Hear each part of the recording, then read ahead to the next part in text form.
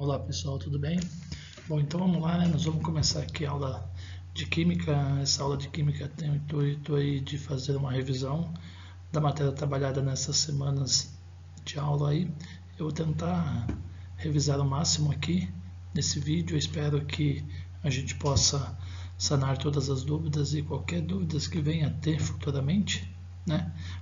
É só entrar em contato com a gente que a gente vai estar tirando essas dúvidas, beleza? Então vamos lá.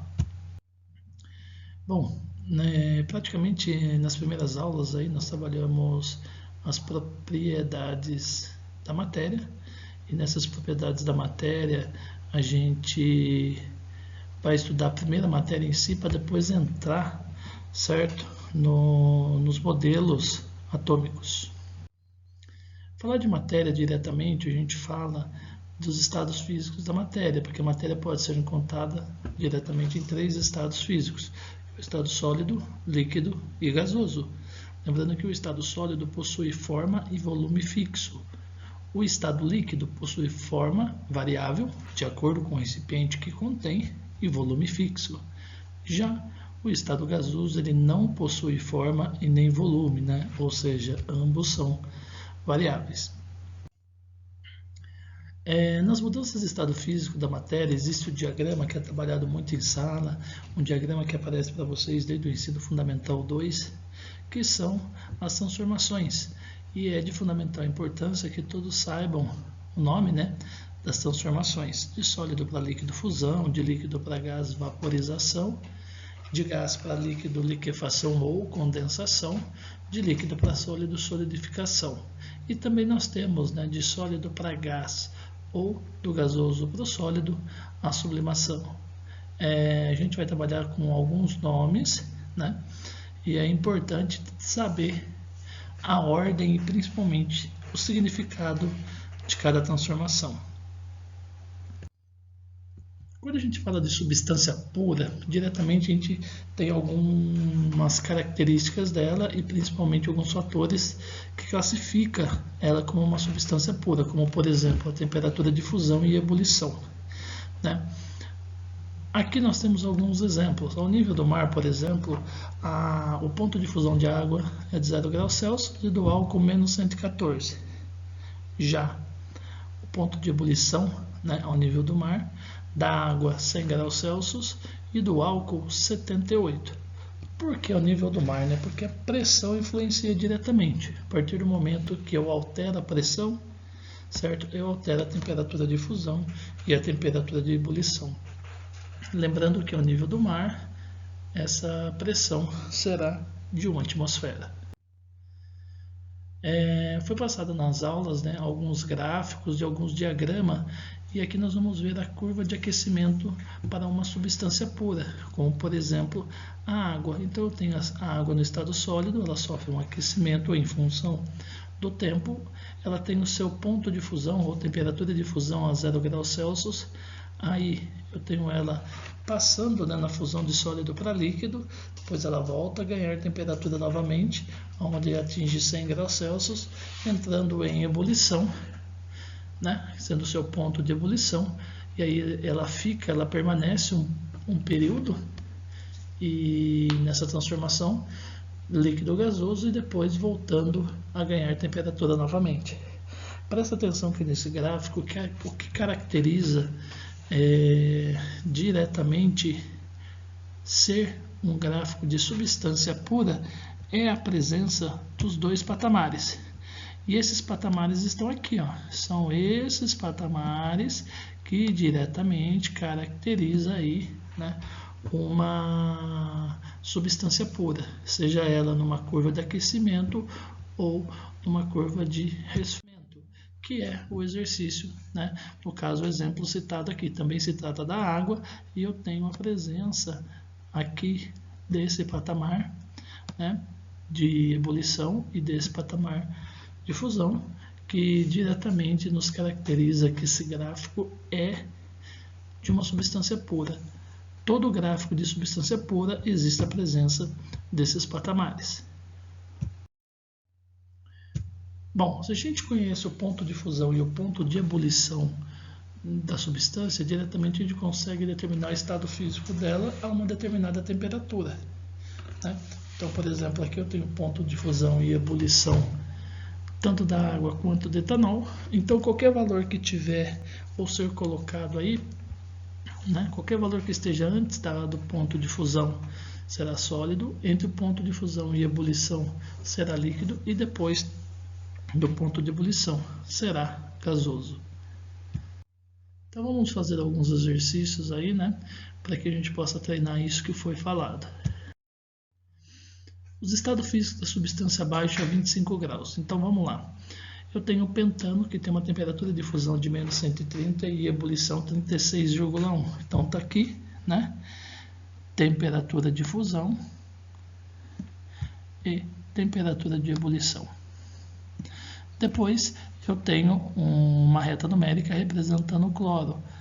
Ela traz a temperatura de fusão, está aqui, menos 101 graus, e ebulição está aqui, menos 34,5. Ele quer saber a 25 graus. Né? Então, vamos traçar uma linha do 25 graus. Presta atenção que o 25 graus está entre menos 34,5 e 36, ou seja, para essa reta, a primeira reta numérica que se trata do pentano, ele vai estar no estado líquido. Já o cloro, ele vai estar no estado gasoso. Então, nós temos aí a alternativa E como resposta. Sempre adotar esse tipo de pensamento, esse tipo de reta numérica, para facilitar a resolução do exercício. Podemos classificar como processos endotérmicos e exotérmicos, respectivamente, as mudanças de estado. Então vamos entender, né, mais uma vez, dar uma relembrada, quais são as mudanças de estado que nós temos aí, e lembrando que quando a minha seta é para a direita, ou seja, ocorre um aumento de temperatura, eu necessito absorver calor, e quando eu absorvo calor, eu tenho uma reação endotérmica. Já quando a minha seta for para a esquerda, que eu preciso diminuir a temperatura, eu preciso liberar esse calor que eu tenho, ou seja, um processo exotérmico. Então, olhando as alternativas, a que mais se enquadra melhor seria a alternativa D. Fusão, sendo um processo endotérmico, porque ocorre um aumento da temperatura, uma passagem do sólido para o líquido, e liquefação ou condensação, uma diminuição da temperatura, né, que é do gasoso para o líquido, um processo exotérmico. Um exercício bem simples aí de ser resolvido. Galho e rubídio são dois metais visualmente muito parecidos e apresentam as seguintes propriedades físicas. Então, traz lá a temperatura de fusão, a ebulição e a densidade, tanto do galho quanto do rubídio. Qual é o estado físico dos dois metais? Né? A 25 graus. Bom, primeiramente, né, 25 está antes da temperatura de fusão do galho e do rubídio. Se está antes esse valor, se trata de estado sólido. Qual é o estado físico dos dois metais? Num deserto, a temperatura é de 45 graus. Quando eu olho a temperatura de fusão e ebulição, eu vejo que 45 está entre fusão e ebulição do galho e entre fusão e ebulição do rubídio. Se está no meio dos dois, é líquido, né? E como você identificaria os metais sem dispor de nenhum equipamento? Num dia 25 graus, ou seja, utilizaríamos a temperatura corporal. Pegaria os metais na mão e aquele que derretesse, que no caso seria o galho, porque temperatura corporal 36,5 e o galho funde a 29,8. E agora nós vamos falar um pouco de substâncias puras e misturas, né? Observando o aspecto de um material, não podemos afirmar com certeza se ele é pura ou se ele é mistura. A gente precisa de uma análise um pouco mais minuciosa, microscópica, para saber. As substâncias puras, elas possuem propriedades fixas, as misturas possuem propriedades variáveis.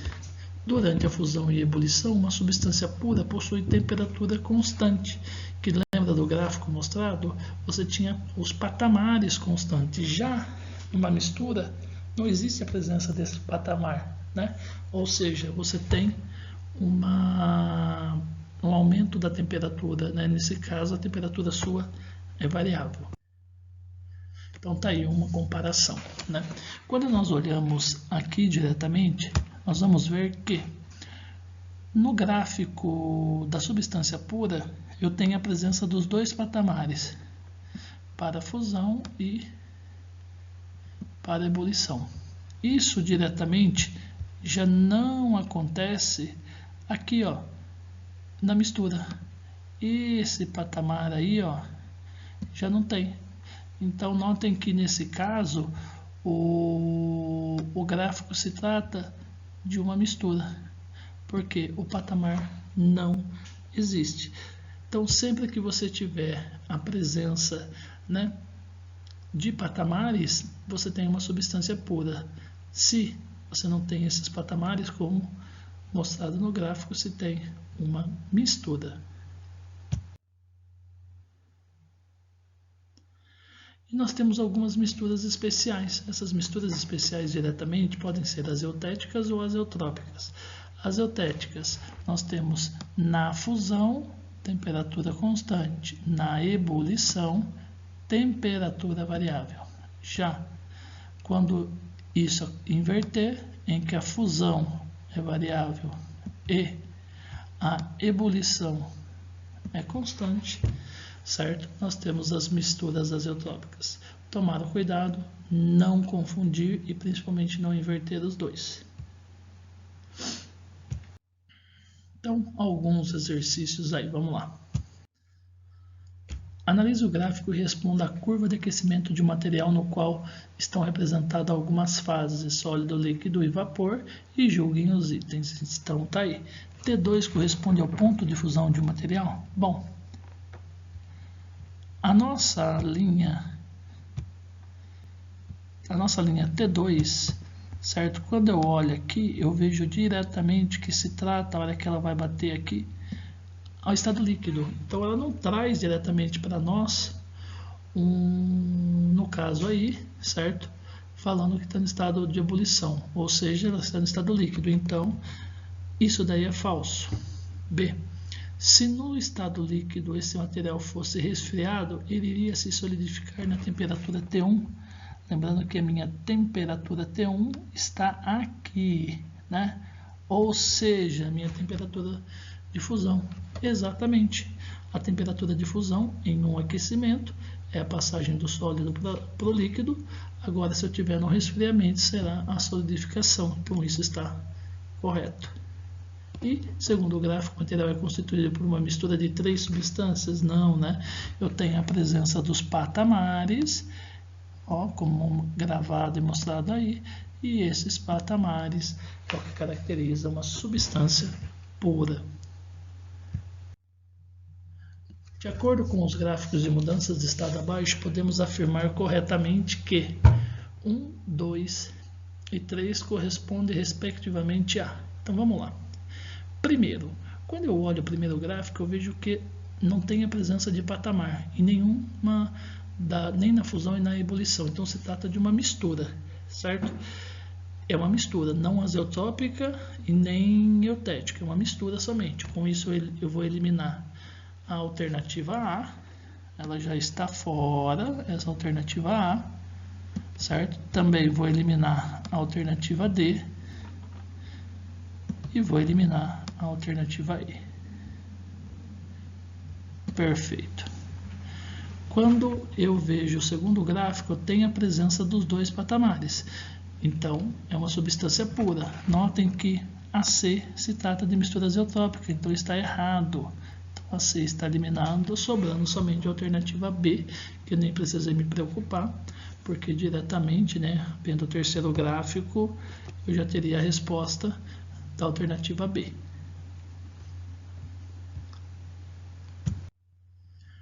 Bom, se a matéria for constituída por mais de um tipo de substância, nós teremos o que nós denominamos de mistura. E essa mistura ela pode ser homogênea ou heterogênea. Aqui nós temos um copo com um pouco de sal e após a agitação, nós vimos que todo o sal é dissolvido. Em toda a extensão da mistura, as propriedades são iguais. Ela vai possuir apenas uma única fase, com isso eu tenho uma solução, ou o que nós chamamos de mistura homogênea. Toda vez que eu falo solução, já é considerado uma mistura homogênea, ou seja, uma fase apenas. Aqui nós temos dois exemplos. O primeiro, uma mistura de água e óleo. O segundo, uma mistura de água, areia e óleo. Quando se trata das propriedades são diferentes ao longo de sua extensão, né? Ou possui mais de uma fase, como no exemplo aqui, ela possui diretamente, no caso, duas fases aqui, e aqui eu tenho a presença de 3 fases, nós temos o que nós chamamos de mistura heterogênea. Sistema é uma porção da matéria que foi tomada para ser analisada. Então vamos lá. O primeiro exercício que eu trago aí fala o seguinte: marque a alternativa correta em que o sistema, em que o mesmo recipiente foram colocados óleo, gelo, água, que se mantém em equilíbrio conforme a figura abaixo. Então eu tenho primeiro, óleo, água e gelo. Se trata de 3 fases. Segundo, tanto o gelo quanto a água se trata do mesmo componente que a água. Então nós temos 2 substâncias, 2 componentes e 3 fases. Com isso nós temos aí, a alternativa D. Numa dose de uísque com gelo ou água sólida, solução aquosa de etanol e outras substâncias dissolvidas em vapor d'água. Esse sistema é, primeiro, se eu tenho água e eu tenho gelo ou uma solução de etanol, já tenho uma mistura heterogênea. Com isso eu já eliminei a alternativa A e B. E como eu tenho a presença da parte líquida, que seria a água com etanol, a parte sólida, que é o gelo e o vapor, então eu vou ter a presença de 3 fases, sendo também aí a alternativa D. A mica se misturou mais intimamente com o feldespato e o quartzo para formar a rocha por excelência. A pedra mais dura de todas que suporta, sem ser esmagada, os 4 andares terrenos do globo. Do livro Viagem ao Centro da Terra, de Júlio Verne. Qual que é essa rocha mencionada pelo autor? Bom, primeiramente, quartzo, feldespato e mica se trata dos minérios que vão formar o nosso famoso granito, que eu sempre falei em sala, Uma pedra de granito diretamente já representa 3 fases e 3 substâncias, com isso sendo mistura heterogênea. Então, alternativa A. A tabela a seguir ela apresenta os pontos de fusão, ebulição e as densidades de algumas substâncias utilizadas no nosso cotidiano à pressão de uma atmosfera. Então eu trago lá ácido sulfúrico, benzeno, cloro, naftaleno e oxigênio, temperatura de fusão e ebulição e a densidade. Após a análise da tabela, assinale a alternativa incorreta. Então nós vamos ler cada uma, e aquela que eu julgar incorreta a gente vai, no caso aí, saber qual que é. Primeiro, a temperatura que o naftaleno funde e o benzeno é líquido. Então vamos ver, primeiramente, qual é a temperatura que o naftaleno funde. Ponto de fusão, 82. A 82 graus, o benzeno, presta atenção que 82 ele vai estar depois do ponto de ebulição. Se ele está depois, ele vai estar nessa faixa aqui, depois. Se ele está depois, o benzeno vai estar no estado gasoso e não no estado líquido. Ou seja, nós já teríamos a alternativa A como resposta. Bom, finalizando essa parte de fases, componentes e misturas, nós vamos agora aos nossos modelos atômicos. Aqui eu vou fazer uma passagem basicamente na história e na evolução dos modelos, E é de fundamental importância que vocês estudem também como foi que os cientistas determinaram esses modelos através dos experimentos. Todos esses dados também, vocês podem estar utilizando o livro texto, certo? Ou estar perguntando para a gente estar tirando mais dúvidas. Então vamos lá. Bom, falar de modelo atômico, a origem da palavra átomo se deu com Demócrito, que foi um filósofo grego de 400, ele viveu 400 anos antes de Cristo. Foi ele que até então determinou que toda a matéria era formada por minúsculas partículas indivisíveis. Porque até então até os filósofos achavam que a matéria era constituída pelos 4 elementos da natureza, mas Demócrito, Leucipo e Demócrito foram os 2 filósofos que, nos seus estudos sem base científica, determinou que eles fossem formados por minúsculas partículas. Então, átomo é uma palavra grega que significa não divisível. 2.200 anos depois, por volta de 1808, Dalton retomou esta ideia e, baseando nas reações químicas e nos seus estudos, ele determinou que o átomo era uma partícula indivisível, né? E parecida com uma bolinha de bilhar. Então tá aí, né, o nosso desenho para mostrar que pelos experimentos Dalton, né, retomou essas ideias, essas experimentações e provou, né, nos seus estudos que a matéria era constituída de minúsculas partículas denominadas átomos, e os átomos eram indivisíveis, parecido com uma bola de bilhar. Então tá aí, né, algumas de suas definições. Toda matéria é formada por pequenas partículas de esferas maciças, neutras e indivisíveis, chamadas átomos. Existe um número finito de átomos na natureza e as combinações de iguais ou diferentes tipos de átomo originam os diferentes materiais, que depois vieram a descobrir que eram as moléculas. Já por volta de 1898, o modelo atômico de Thomson descobre o elétron, e com isso já se deixou de acreditar que o átomo era indivisível e passou a ser divisível. No seu modelo atômico, Thomson, conhecido como pudim de passa, Thomson provou que o átomo era constituído de um fluido positivo e existia elétrons grudados, incrustados nele. Com isso, nós teríamos o modelo atômico de Thomson por volta de 1898, conhecido como pudim de passas. Já por volta de 1911, o modelo atômico de Rutherford, esse é o experimento em que mostra, um feixe de partículas alfa atingindo uma folha de ouro, e notava-se que a maioria das partículas atravessavam essa folha sem sofrer desvios, ou seja, provando que o átomo era constituído de um grande parte vazio. Algumas partículas se desviavam diretamente nos elétrons e outras não atravessavam, que estavam se chocando com o núcleo. Esse modelo atômico de Rutherford, conhecido como modelo nucleado, mostrou que o átomo era composto por prótons, e depois Chadwick, no seu estudo, provou também que existia nêutron dentro do núcleo, e eu teria uma eletrosfera onde os elétrons giram numa orbital. E aí nós temos, a evolução dos nossos modelos até a nuvem eletrônica, de Schrödinger, por volta de 1926. Eu espero que com essa aula a gente possa ter ajudado. Lembrando que o estudo também depende de vocês, e qualquer dúvida que vocês tiverem é só perguntar. Muito obrigado e logo estamos de volta, se Deus quiser.